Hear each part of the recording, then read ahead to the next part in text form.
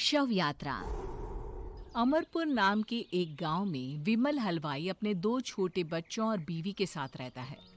विमल की पत्नी ज्योति भूत प्रेत जादू टोने में बहुत माना करती थी। इसका बिल्कुल विपरीत विमल इन चीजों को दकियानुसी माना करता था। रोज की तरह विमल अपने मिठाई की दुकान जाने के लिए निकलने की हड़बड़ी में होता है। मैं निकलता हूँ ज्योति, देरी हो जाएगी, दुकान भी खोलनी है मुझे। अजी ध्यान से, आज अमावस्या है। रास्ते में कोई कपड़ा या कुछ भी गिरा हो तो उसे लांग मत दीजिएगा, बगल से चले जाइएगा। अरे ऐसे तो तुम मुझे पागल ही कर दोगी क्या?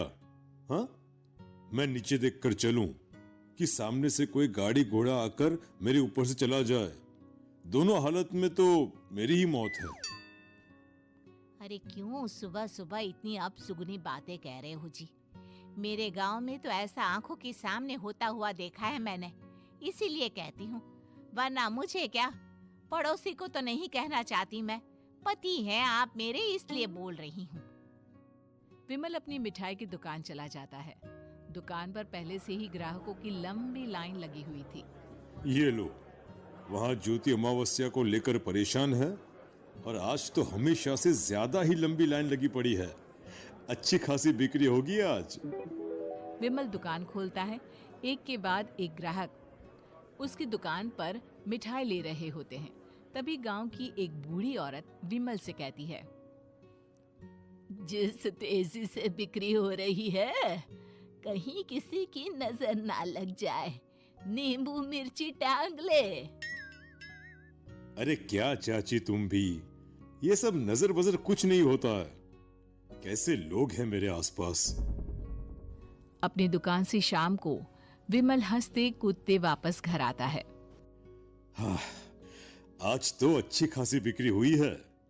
1 महीने में जितनी बिक्री होती है, एक ही दिन में आज उतने पैसे कमा लिए मैंने। ये तो बहुत अच्छा हुआ जी, आज ही घर की नजर उतारी है मैंने। बिक्री तो अच्छी होनी ही थी। अच्छा, तुम खाना लगा दो, सारा माल बिक चुका है। मुझे शहर जाना होगा, कुछ चीजों की जरूरत पड़ेगी। रात भर मिठाई बनाऊंगा, तब जाकर कल सुबह दुकान खोल पाऊंगा। खाना खाकर विमल शहर जाने के लिए निकल पड़ता है। सुनिए जी, ध्यान से जाइएगा। चौरस्ते पर किसी जादू टोने की चीज पर पैर मत रख दीजिएगा। हे भगवान, हद हो गई ज्योति, ये तो मैं जा रहा हूं। विमल गुस्से से शहर जाने निकल पड़ता है। रात का काला घना अंधेरा, चांद की एक भी किरण ना होने के कारण अंधेरे में कुछ भी देख पाना मुश्किल था। जंगल के बीच के एक अधकच्चे रास्ते से विमल जा रहा होता है। चारों तरफ गुफ अंधेरा और सन्नाटा सुनाई दे रहा था, और सुनाई दे रही थी विमल के पैर के नीचे आ रहे सूखे पत्तों की आवाजें। तभी अचानक दूर से उसे कुछ आवाजें सुनाई देती है। अरे, ये इतनी रात को जंगल के रास्ते कौन जा रहा है? शायद कोई टोली होगी। राम नाम सत्य है, राम नाम सत्य है, राम नाम सत्य है, राम नाम सत्य है। धीरे धीरे आवाज कुछ कुछ सुनाई पड़ती है। आवाज धीरे धीरे और नजदीक आती सी लगती है। विमल देखता है कि उसके सामने से सजी धजी सफेद कपड़े में लिपटी एक अर्थी निकल रही है, जिसके साथ 5 लोग ही थे।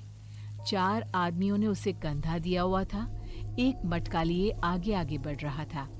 विमल के बिल्कुल सामने आकर अर्थी रुक जाती है। उसमें से एक आदमी विमल से कहता है, अरे भाई, जरा अर्थी को कंधा लगाना, मैं बहुत थक गया हूँ, बड़ी मेहरबानी होगी। हाँ भाई, कंधा तो मैं लगा दूं, पर रात को 12 बजे ये शव यात्रा, इस समय कौन अर्थी ले जाता है? तभी विमल को ऐसा लगता है कि शव में से आवाज आई, हम ये आवाज। मजबूरी है भाई, आप कंधा दीजिए, मैं रास्ते में सब बताता हूँ आपको। विमल अर्थी को कंधा दिए चल रहा होता है कि उसे ऐसा लगता है कि हाथ में मटका लिए जो आदमी शव के आगे चल रहा है उसके पैर उल्टे हैं। क्या हुआ भाई, हकला क्यों रहे हो?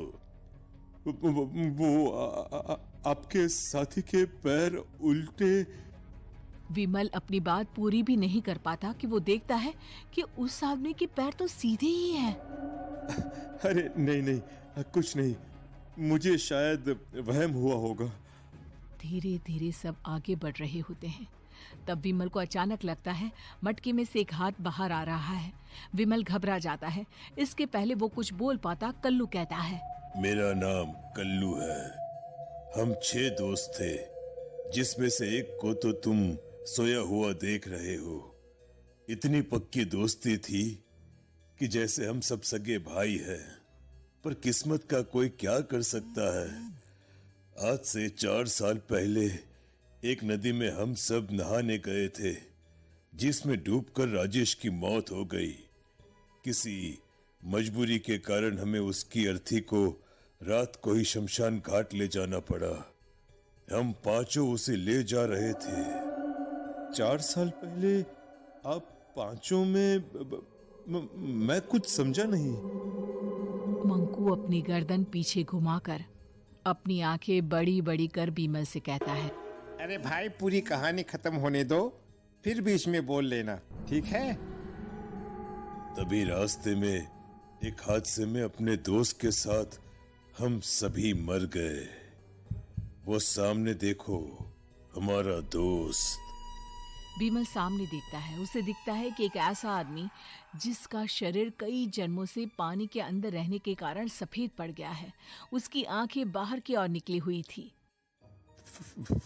फिर ये अर्थी किसकी है? अर्थी के साथ के लोग अर्थी को नीचे रखते हुए एक साथ विमल की ओर देखते हुए कहते हैं, तुम खुद ही देख लो। विमल शव पर से सफेद कपड़ा हटाता है। शव की जगह खुद को ही देखकर विमल के होश उड़ जाते हैं। वो शव विमल की ही थी। पलक झपकते ही विमल उस अर्थी की जगह पर होता है। 6 के 6 दोस्त उसी तरह अर्थी को उठाकर चलने लग जाते हैं। राम नाम सत्य है। राम नाम सत्य है। राम नाम सत्य है।